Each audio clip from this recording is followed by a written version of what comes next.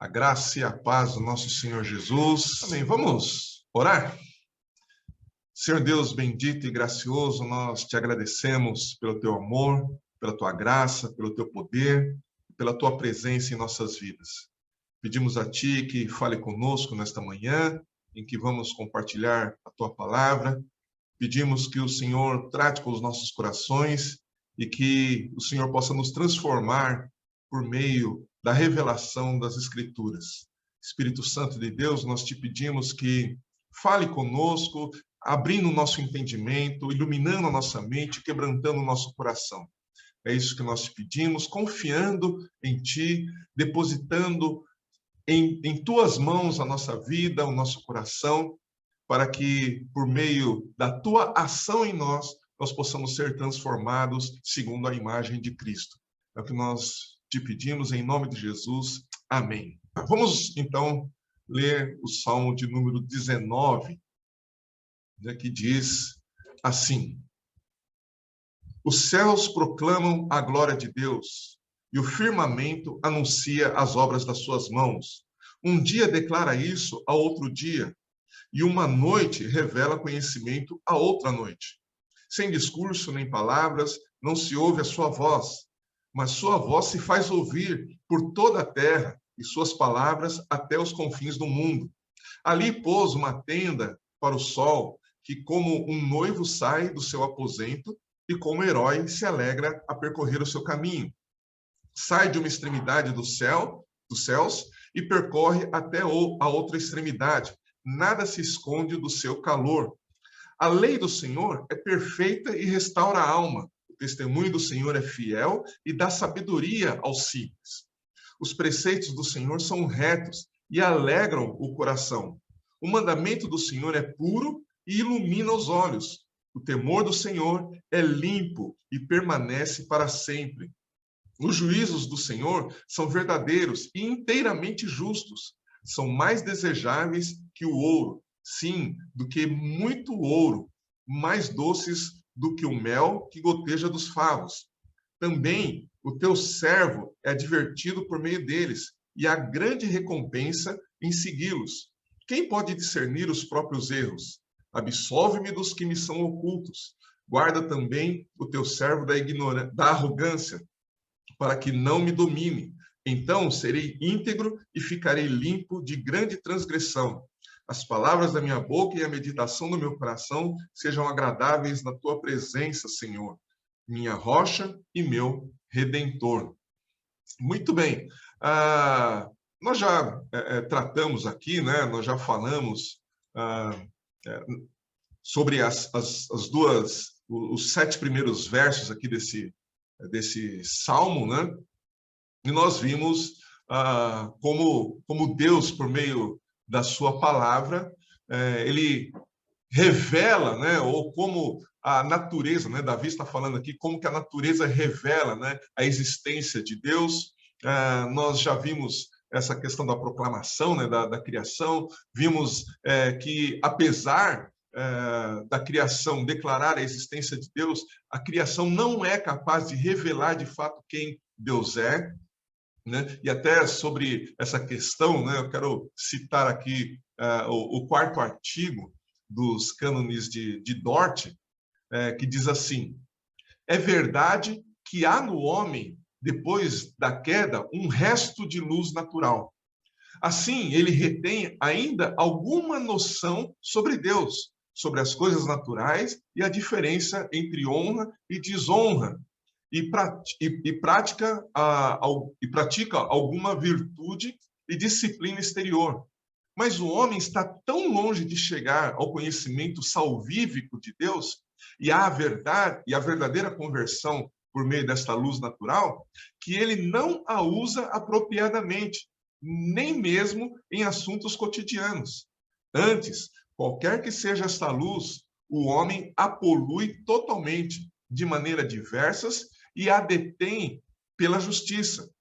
Assim, ele se faz indesculpável perante Deus. Esse artigo mostra que, apesar do homem, né, ter essa revelação da parte de Deus, o próprio pecado do homem faz com que esta luz natural, né, revelação que Deus faz de si mesmo, da sua existência pela natureza, seja deturpada. Então, o homem não consegue, mesmo tendo essa revelação ou essa proclamação de Deus por meio da sua criação, ele não consegue perceber Deus, ele não consegue absorver esta revelação de forma transformadora, né? E Davi, então, ele mostra que por meio da palavra de Deus, da perfeição da lei, né, é que nós podemos, de fato, conhecer a Deus, né? E a aplicação que eu estou fazendo aqui da lei, né, nessas meditações, nessa reflexão, diz respeito, evidentemente, à totalidade da palavra de Deus, né? Não, eu não estou falando propriamente da lei em si, né? Porque, biblicamente, a lei em si, ela não é capaz de conduzir o homem à salvação, né? Por quê? Porque a lei, ela escancara, ela revela as nossas transgressões, ela revela a nossa incapacidade, né, de nos adequarmos a Deus, ela revela a nossa incapacidade de nos salvarmos por causa do nosso pecado, mas a lei em si não pode, no sentido de que ela não é capaz, Deus não deu essa condição para a lei de nos conduzir à salvação, mas somente de revelar para nós o nosso pecado e a nossa condição diante de Deus. É o Evangelho que vai nos conduzir para a salvação, né? Então, Deus resolveu que por meio do Evangelho é que nós vamos, de fato, ser conduzidos à salvação. O Evangelho é que torna possível, né, por meio de Cristo, a nossa caminhada para a salvação. Mas a aplicação que eu estou fazendo aqui nessas meditações em relação à lei é a totalidade, é a respeito da totalidade da palavra de Deus. Ok? Só para a gente esclarecer aqui. Então, agora, Davi, né, a partir da segunda parte aqui do verso 7, principalmente do verso 8, ele vai falar, vai apontar, né, que o testemunho de Deus, né, os preceitos de Deus, os mandamentos de Deus e o temor de Deus que são a fonte para a correção do homem. E é disso que nós vamos tratar nessa reflexão aqui, desta reunião, né? Então, Davi, ele apresenta os preceitos, mandamentos, o temor de Deus, né, e o testemunho de Deus como atributos da palavra de Deus, em contraste com a fragilidade e a autoconfiança da sabedoria humana. Então, nós vamos perceber aqui, né, quando Davi começa a falar de todos esses atributos da palavra de Deus, né, como intrinsecamente ele vai colocando isso como um contraste àquilo que o homem apresenta como sendo sabedoria humana, né? Então, a palavra do Senhor, ele vai falar que a palavra é reta, né? Enquanto o homem é perverso em todos os seus caminhos. Ele vai mostrar que a palavra do Senhor conduz para a vida em todos os seus caminhos, enquanto o homem, né, ou os caminhos dos homens, terminam em morte. Davi vai apresentando todos os atributos da palavra de Deus em contraste com esta fragilidade dos caminhos, dos pensamentos e da sabedoria humana. Quando ele vai tratar aqui dos preceitos, né, no verso 8, ele diz, né, os preceitos do Senhor são retos, né? Ele mostra que, primeiro, né, preceitos, o que são os preceitos? Preceitos são as normas, são as regras de conduta que o próprio Deus estabelece por meio da sua palavra, né? Mas, na realidade, os preceitos são pré-estabelecimentos, né, de conduta e de normas de conduta que Deus estabeleceu antes mesmo de criar o homem. Ele já havia estabelecido como o homem deveria viver, né? E esses, então, são os preceitos de Deus, né? Por meio desses preceitos, o homem é orientado, ele é dirigido nas suas práticas, né?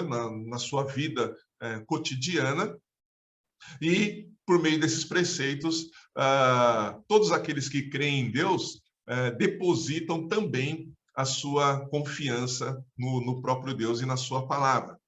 O fato desses preceitos, né, serem retos, como Davi fala aqui, revelam, em primeiro lugar, a corrupção do nosso coração. Porque, lembre, tenha isso na sua mente, que Davi está apresentando aqui um contraste entre os atributos da palavra de Deus e a perversidade do homem. Esse é o nosso foco aqui nessa meditação.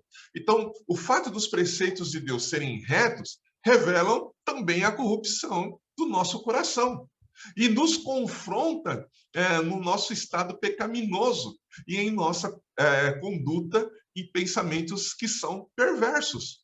Então, por que os preceitos de Deus são retos? Porque os nossos caminhos são corruptos. E são corruptos por quê? Por causa do nosso pecado. Quando a sabedoria de Deus é comparada com a sabedoria humana, a sabedoria de Deus revelada, né, por meio da sua palavra, da sua lei, se estabelece como um elemento, né, um atributo muito superior, muito mais justo, muito mais correto do que o mais justo e correto conhecimento humano.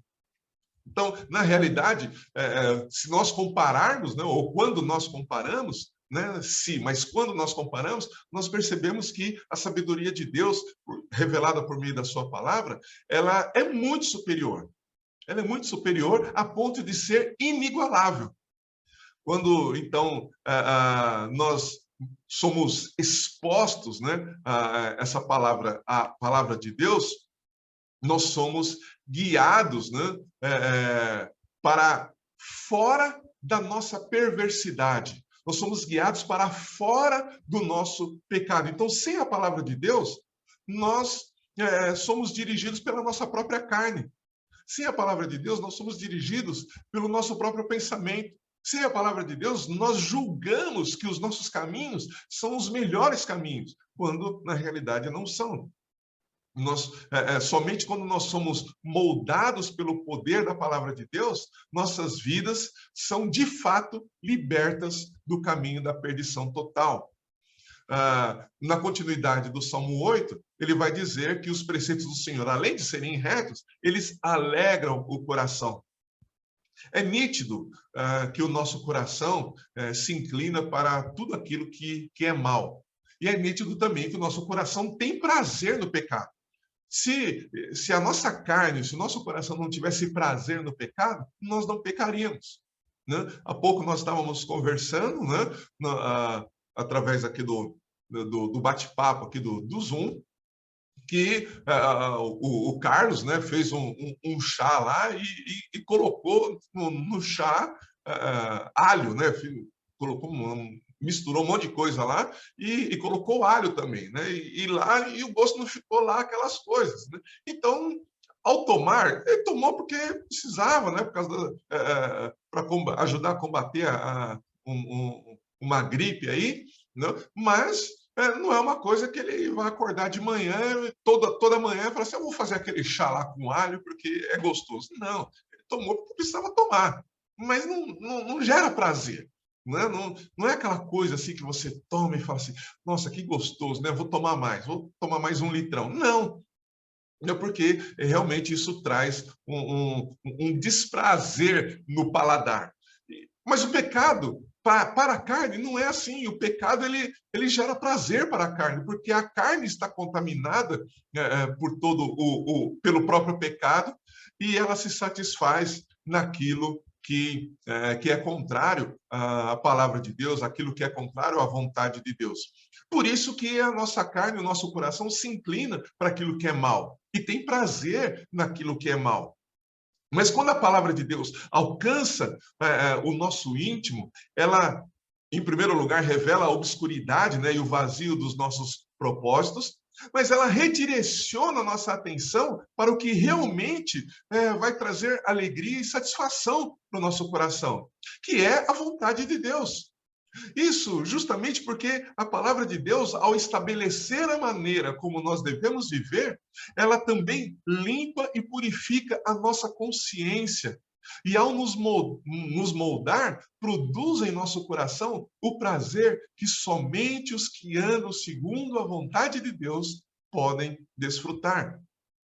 É uma alegria gerada, né, por nós vivermos uma vida que agrada a Deus. É encontrarmos contentamento na vontade de Deus, ao invés de nos alegrarmos momentaneamente no pecado. Davi, ele conclui nesse verso 8, dizendo que o mandamento de Deus é puro. Por que que o mandamento de Deus é puro? Ele é puro porque ele está isento de qualquer contaminação. Veja, a palavra de Deus está isenta de qualquer contaminação. Agora, ela não está isenta de qualquer contaminação porque a palavra de Deus passou por algum filtro. Né? Essa semana, eu acho que foi essa semana, né? Ou na semana passada, não me lembro. Não, foi nessa semana, eu conversando com o pastor Fernando, né? Vocês sabem que o pastor Fernando, ele é biólogo, né? Doutor, né? Tem doutorado em biologia e tal, e trabalhou muitos anos no Butantan. Ele estava falando de alguns processos lá de purificação, de filtragem, enfim, né? E aí ele estava mostrando, né?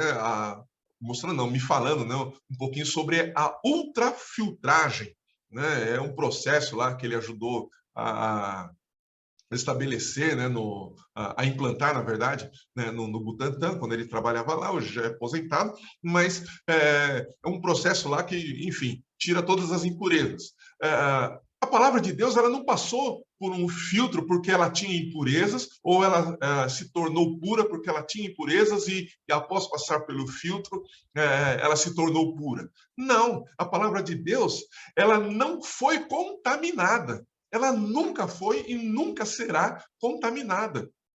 Por quê? Porque o próprio Deus é santo e puro. E a palavra dele, né, que nós temos em nossas mãos, que é a Bíblia, ela não pode ser contaminada. A palavra de Deus não pode ser contaminada. Por isso ela é pura.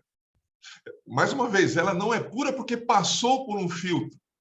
Ela é pura porque ela nunca foi contaminada e nunca será contaminada. E é isso que deve gerar em nosso coração a confiança e a dependência nas Escrituras. Né? Continuando, o mandamento de Deus, ele também nunca passou ou precisou passar pelo filtro do tempo ou da crítica. Na realidade, o tempo e a crítica acabam comprovando a veracidade e a pureza dos mandamentos e da palavra de Deus. Né? Então, por isso que a palavra de Deus e os seus mandamentos são puros. E é por isso que a palavra, os mandamentos, os preceitos do Senhor e o temor do Senhor tem o poder de purificar e iluminar os nossos olhos e o nosso coração. Amém? Deu para entender essa questão aqui da pureza dos mandamentos do Senhor? Além disso, né, a palavra de Deus, ela nos conduz de forma a nós andarmos na luz em um mundo que anda nas trevas. Então, ainda que o mundo esteja em trevas, a palavra de Deus em nosso coração nos conduz na luz. A Bíblia nos diz que Deus é luz, né? A Bíblia nos diz que nós devemos andar na luz. A Bíblia nos diz, por meio de Jesus Cristo, que quando a nossa vida está nele, nós somos a luz do mundo. Então, o mundo está em trevas. A mente das pessoas, por causa do pecado, está obscurecida, está enegrecida, está debaixo de uma densa nuvem de cegueira espiritual. Mas nós podemos andar na luz, nós podemos ser luz, porque a palavra de Deus atua em nossos corações. O que, diante dessas coisas, né, o que pode se comparar ou se igualar à alegria que nós encontramos nas Escrituras? Absolutamente nada. Quando nós percebemos essas coisas, nós entendemos que a palavra de Deus é o que nós temos de mais precioso. E por isso nós nos alegramos da palavra de Deus, né? E vemos que nada pode ser comparada a ela. Vocês me dão licença, eu vou tomar uma aguinha aqui. no verso 9, ele vai dizer, né, Davi, ele diz, o temor do Senhor é limpo. Provérbios, capítulo 9, vai nos falar a respeito do temor de Deus, né, mostrando que o temor a Deus é o princípio da sabedoria. Esse temor, né, assim como toda a sabedoria de Deus, atuam no campo da nossa consciência, limpando e purificando a nossa mente e o nosso coração. Por isso, o temor ele vai criar em nós, né, em primeiro lugar, uma correta consciência de quem Deus é, não uma imaginação de quem Deus é, mas uma correta consciência de quem Deus é. Porque Deus, por meio da sua palavra, ele se revela a nós e nós passamos a ter consciência de quem realmente ele é. Então, no primeiro momento, o temor ele vai criar em nós essa correta consciência de quem Deus é, e essa consciência, né, produzida, essa consciência purificada e santificada e correta, né, produzida pela palavra de Deus, nos leva à mais alta e profunda reverência e adoração a Deus. Esta reverência, né, que podemos até associar, né, a um alto respeito que nós passamos a ter por Deus, nos leva a não admitirmos a fazer ou nem mesmo pensar qualquer coisa que possa ofender a Deus. Então, num primeiro momento, o temor de Deus, ele nos leva a isso. Nós passamos a conhecer Deus, e porque nós conhecemos Deus, então nós buscamos não fazer e nem mesmo pensar qualquer coisa que possa ofendê-lo, ou seja, nós vamos fugir do pecado porque nós sabemos quem Deus é, nós vamos buscar uma vida reta porque nós sabemos quem Deus é, nós vamos buscar a santificação porque nós sabemos quem Deus é e sabemos que qualquer coisa contrária à santificação, qualquer pecado, qualquer pensamento errado ou torcido vai ofender a Deus. O nosso coração, né, vai se encher de tristeza com qualquer vestígio de pecado em nossas vidas, e nós vamos então nos empenhar para nos afastarmos de toda a aparência do mal, como as Escrituras também nos ensinam. Porque nós sabemos que até mesmo a aparência do mal, né, a aparência do pecado, qualquer vestígio do pecado vai entristecer e ofender a Deus. Agora, o temor de Deus também gera em nós a consciência da realidade do juízo de Deus contra o pecado e o pecador. E isso produz em nós um medo de sermos condenados pelos nossos pecados e sermos lançados no inferno. Pois é isso que pode acontecer se nós não andarmos segundo a vontade de Deus, se nós não crermos nele, se nós não formos alcançados pela salvação por meio de Cristo. Então, nós, por meio desse medo, né, nós temos a plena convicção de que se nós não formos corrigidos por Deus, se não formos santificados e purificados por ele, nós seremos condenados, né, ao pecado, ou ao inferno, na verdade, por causa do pecado. Então, o temor ele envolve também o medo, né? O medo de nós irmos para o inferno.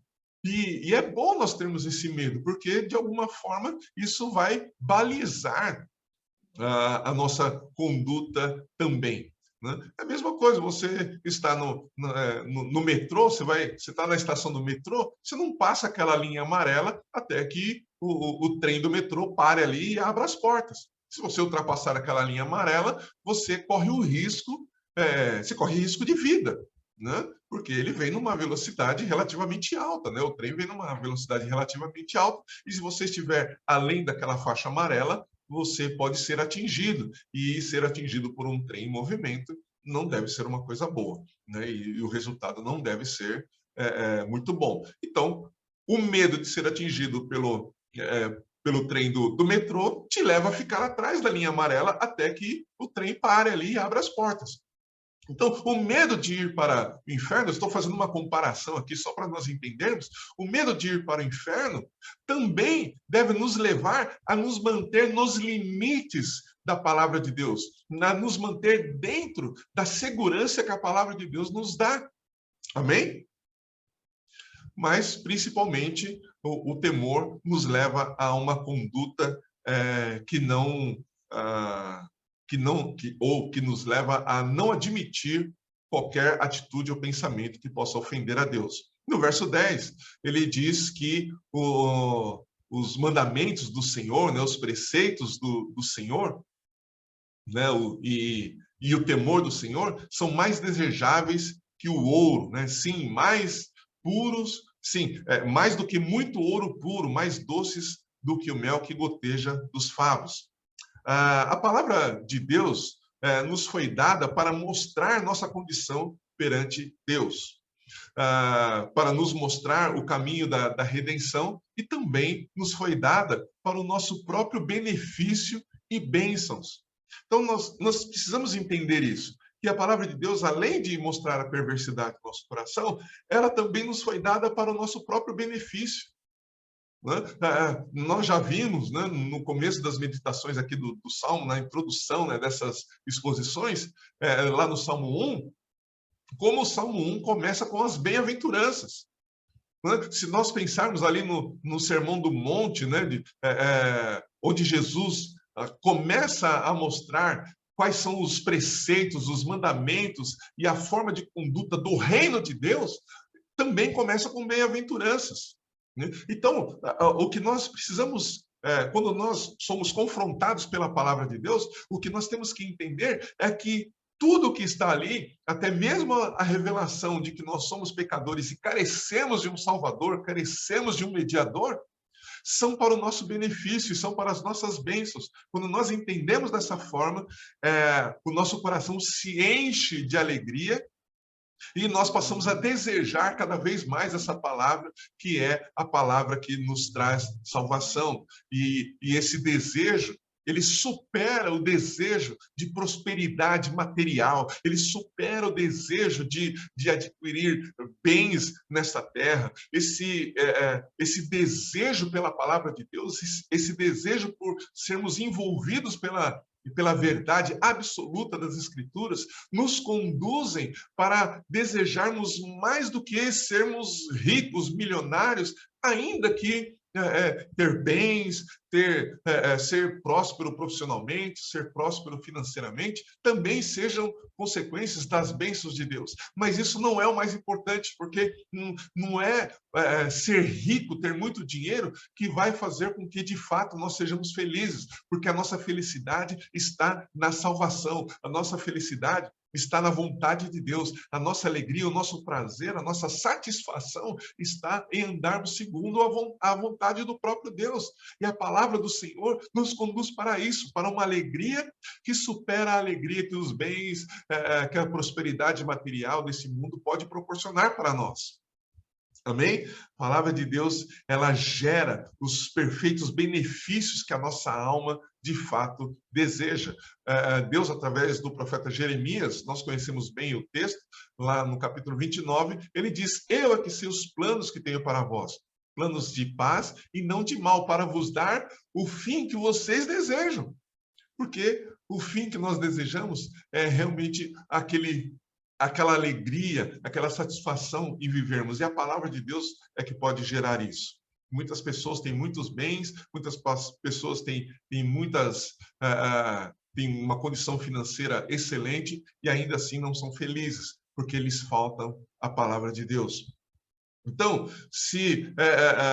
quanto mais, né, os preceitos, os mandamentos, o temor de Deus nos envolvem, mais prazer e alegria nós temos em Deus e mais nos afastamos e abandonamos o pecado.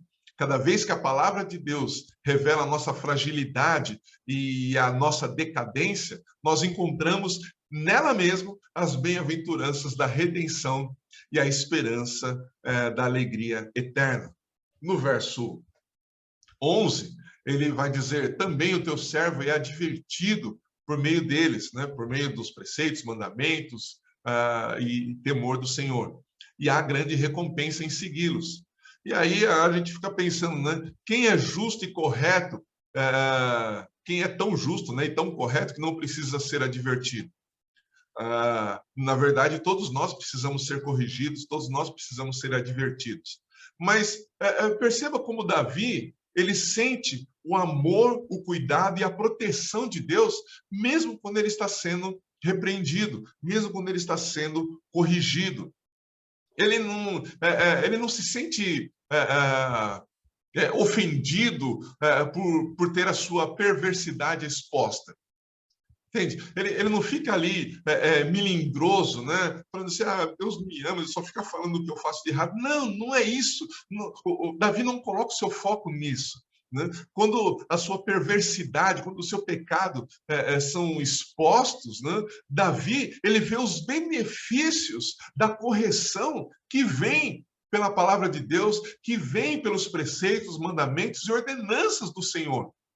E isso gera o temor necessário para que ele ande segundo a vontade de Deus. Então, aqui nesse verso 11, ao invés dele ficar triste por ter os seus pecados revelados, ele se alegra e encontra recompensa em seguir esses mandamentos, em seguir os preceitos de Deus e em deixar o seu coração se encher pelo temor da palavra de Deus. Percebe? Não é uma situação em que ele fica entristecido por ser repreendido. Ele fica triste porque ele ainda encontra pecado na sua vida. Ele fica triste porque ele reconhece que ainda não está vivendo plenamente segundo a vontade de Deus. Mas ele fica feliz porque Deus o está conduzindo a cada dia, a cada minuto, para que ele seja mais parecido com o próprio Deus. Amém? Depois, a partir do verso 12, né, e já caminhando aqui para o final, a gente percebe Davi expondo a resposta esperada do homem diante de todas essas coisas. No verso 12, ele diz: quem pode discernir os próprios erros? Absolve-me dos que me são ocultos. Por que ele faz essa aplicação, né, ou essa declaração? O verso 13, né, ele continua aqui, na verdade, né, ele diz: guarda também o teu servo da arrogância, para que não me domine. Então serei íntegro e ficarei limpo de grande transgressão. Davi, ele sabe que o que há de mais oculto em sua alma também é ofensivo a Deus. E não há o que ele possa fazer por si mesmo para mudar essa condição. A sua autoavaliação sempre será favorável ao pecado e ao erro. É isso que Davi percebe, que quando ele se autoavalia, segundo os seus próprios parâmetros, ele sempre vai se inclinar para se favorecer. Ele vai dizer: eu não sou tão pecador assim, eu não cometo tantos erros assim. Eu não sou uma pessoa tão má assim. Então, eu não sou merecedor de punição. Porque, afinal de contas, eu sou uma pessoa boa. Eu não faço mal para ninguém. Então, Deus tem que me amar, Deus tem que me abençoar. Né? Então, mas perceba que Davi, aqui nesses dois versos, né, versos 12 e verso 13, ele mostra claramente que nós, por nós mesmos, segundo os nossos próprios parâmetros, nós não podemos discernir, nós não podemos saber o que de fato é certo ou errado. A cultura, a sociedade não consegue alcançar o padrão necessário para estabelecer aquilo que é certo e ou é errado. Somente a palavra de Deus, que foi estabelecida antes mesmo da criação, é que pode estabelecer aquilo que é certo ou errado. Por isso a palavra de Deus é absoluta. Por isso a verdade de Deus é absoluta. A sociedade diz que não existe verdade absoluta, mas a própria palavra de Deus, o próprio Jesus, são a verdade absoluta. Por isso, nós temos que parametrar a nossa vida segundo a palavra. Nós temos que estabelecer a nossa conduta segundo as Escrituras e não segundo os nossos próprios pensamentos, porque nós não somos capazes de fazer isso. Né? Nós já vimos, né, nas meditações com o pastor Silvio, com o pastor Samuel, ali nas meditações, nas exposições em Hebreus, como a palavra de Deus é poderosa. No capítulo 4 lá de Hebreus diz, né, que a palavra de Deus ela é poderosa para penetrar o mais íntimo do nosso ser. E quando ela chega lá no mais íntimo do nosso ser, ela faz uma separação entre aquilo que é bom e aquilo que é mal, entre aquilo que é de Deus e aquilo que não é de Deus. E ela revela para nós o que é de Deus e o que não é, o que agrada a Deus e o que não agrada a Deus. Por isso, somente a palavra de Deus ela é absolutamente e plenamente confiável, porque somente ela pode nos conduzir para a verdade. E essa palavra, né, é por meio da palavra de Deus também que nós encontramos a absolvição, e é isso que Davi está dizendo aqui. O homem é incapaz de se salvar, o homem é incapaz de se autoavaliar de forma correta.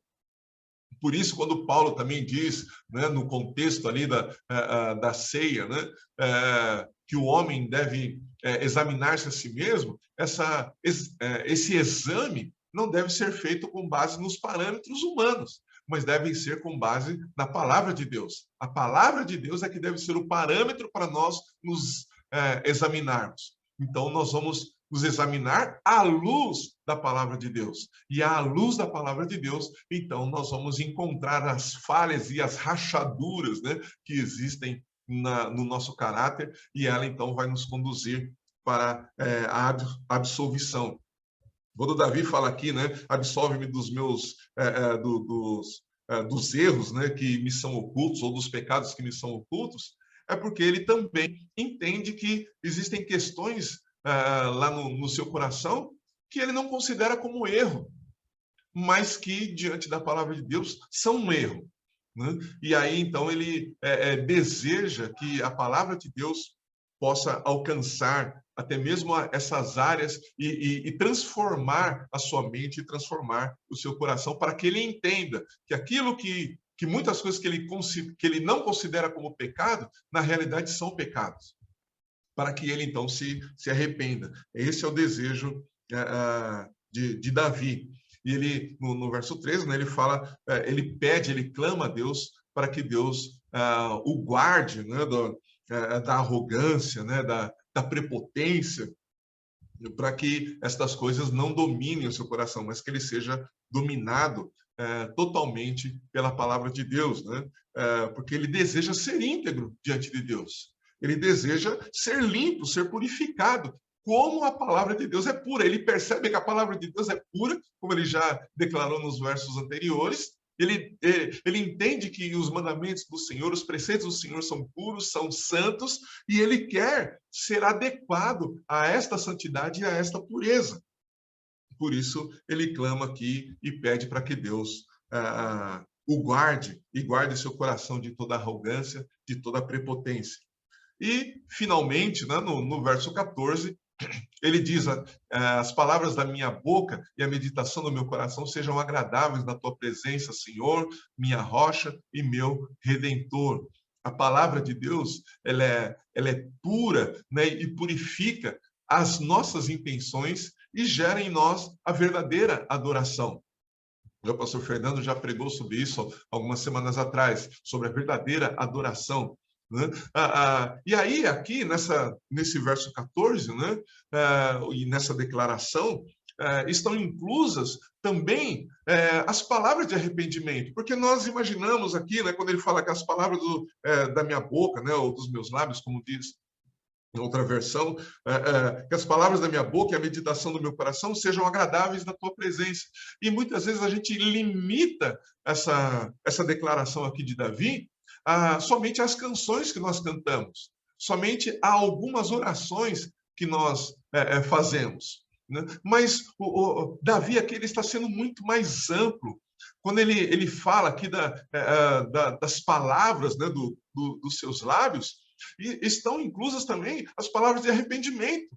Quando nós somos expostos à palavra de Deus e Deus revela a nossa perversidade, Deus revela como nós somos impuros, quando Deus revela quão pecadores nós somos, o Espírito Santo nos conduz ao arrependimento e às declarações de arrependimento, o Espírito Santo nos conduz às declarações de pedido de perdão.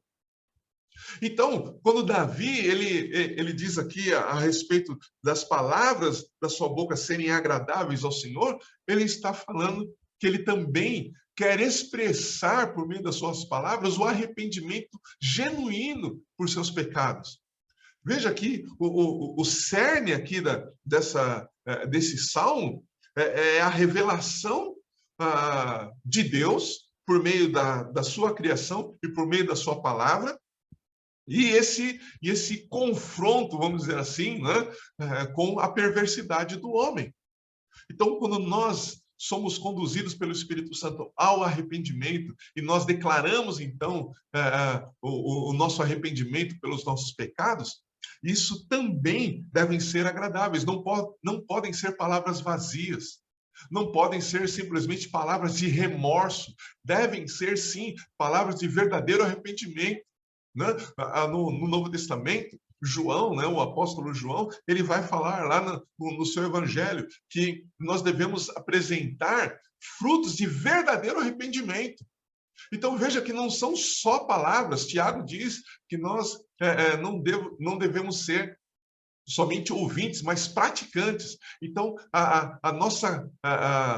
quando nós somos confrontados com o nosso pecado por meio da palavra, devemos ser conduzidos, né? O Espírito Santo nos conduz ao arrependimento, a pedirmos perdão para Deus e a uma mudança de vida.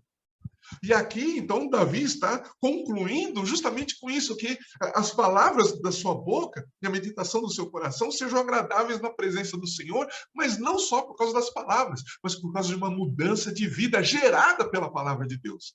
Uma mudança de conduta gerada por essa palavra. Então, o que Davi ele conclui aqui dizendo que, ou desejando, né, que tudo aquilo que sai dele, tudo aquilo que sai do seu próprio coração, sejam coisas ou sejam atitudes, pensamentos que, de fato, expressam a mudança e a transformação que a palavra do Senhor gerou em sua vida. A palavra de Deus, né, ele está declarando aqui, né,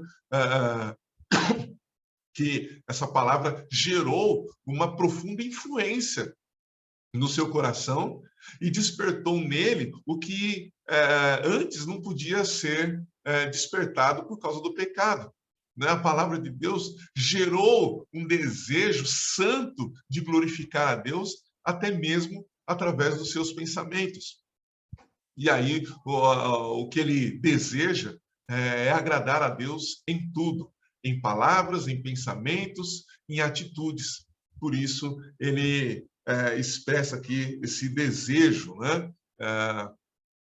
O desejo de agradar a Deus que brota de um coração contrito e quebrantado. O próprio Davi vai dizer no outro salmo que um coração contrito e quebrantado, Deus não rejeita. Né? Então, quem está exposto à palavra de Deus, aos mandamentos, preceitos e ordenanças e ao temor de Deus, é dessa forma transformado. E aí, concluindo essa mensagem, nós não podemos deixar, então, que o nosso coração perca o amor intenso pela palavra de Deus. Né? Davi, no finalzinho do verso 14, ele declara aqui que o Senhor é sua rocha e é o seu redentor.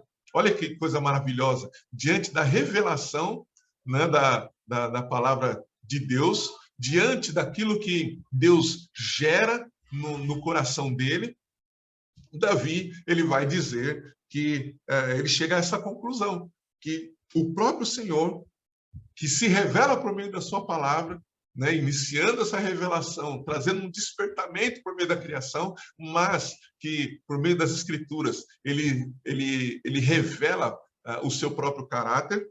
Ele é esse Senhor que se revela, ele é a sua rocha, ele é o seu redentor. Então, que nós possamos ser despertados pelo Espírito Santo a ponto de nós termos essa mesma percepção, que essa sabedoria, que esse entendimento penetre nos nossos corações, para que o nosso coração, né, seja cheio, né, desse amor intenso pela palavra de Deus. E que a recomendação, né, do Salmo 1 continue viva a cada dia no nosso coração. E qual é a recomendação do Salmo de número 1?